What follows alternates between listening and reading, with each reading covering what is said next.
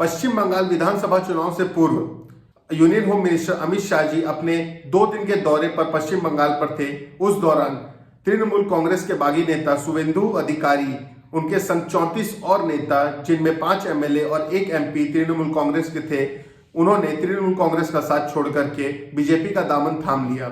इस वाक्य के होने के बाद अमित शाह जी ने कहा, अगर इसी रफ्तार से भाजपा की सुनामी वेस्ट बंगाल में आती रही तो पोल्स आने तक ममता दीदी अकेली ना रह जाएं। इस बात के सामने आने पर तृणमूल कांग्रेस के चुनावी रणनीतिकार यानी कि इलेक्शन स्ट्रेटेजिस्ट प्रशांत किशोर, उनका ट्वीट सामने आता है, जिस ट्वीट में उन्होंने लिखा है कि यह जो बीजेपी की रणनीति है जो कि मीडिया के द्वारा फैलाई जा रही है, यह बिल्कुल भी बेसलेस है।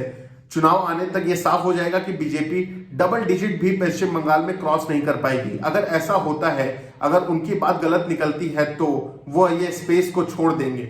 हालांकि प्रशांत किशोर ने यह क्लियर नहीं किया है कि वह किस स्पेस के बारे में पर्टिकुलरली बात कर रहे हैं। भाजपा के वरिष्ठ नेता और पश्चिम बंगाल के पार्टी इंचार्ज कैलाश विजयवर्गीय का भी ट्वीट सामने आया है, जिसमें उन्होंने कहा है कि पश्चिम बंगाल में भाजपा की सुनामी चल रही है और हमें इस चुनाव के बाद इस देश को एक चुनावी रणनीतिकार खोना पड़ेगा। पश्चिम बंगाल विधानसभा चुनाव 2016 में 294 सीटों में से बीजेपी ने केवल 6 सीटों पर जीत हासिल की थी, जिसके बाद तृणमूल कांग्रेस ने ममता बनर्जी की अगुवाई में सरकार बनाई थी। आपको बता दें, प्रशांत किशोर अपने यूएन की जॉब छोड़ने के बाद 2014 में भाजपा के साथ मिलकर के 2014 का इलेक्शन का कैंपेन डिजाइन किया था और 2014 की भाजपा की सबसे बड़ी जीत में प्रशांत किशोर का सबसे बड़ा हाथ माना जाता है।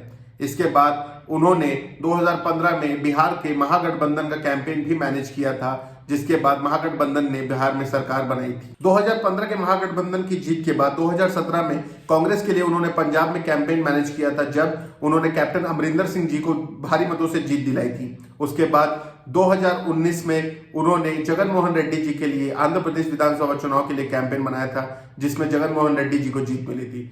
उसके बाद 2020 में आम आदमी पार्टी के लिए दिल्ली के अंदर कैंपेन मैनेज किया था, जिसमें आम आदमी पार्टी को भारी मतों से जीत हासिल हुई थी। आपको बता दें, अपने पूरे करियर में प्रशांत किशोर जी ने केवल एक चुनाव हारा है, वो भी उत्तर प्रदेश विधानसभा चुनाव 2017, जब उन्होंने कांग्रेस के लिए कैंपेनिंग की थी उत्तर प्रदेश के अंदर।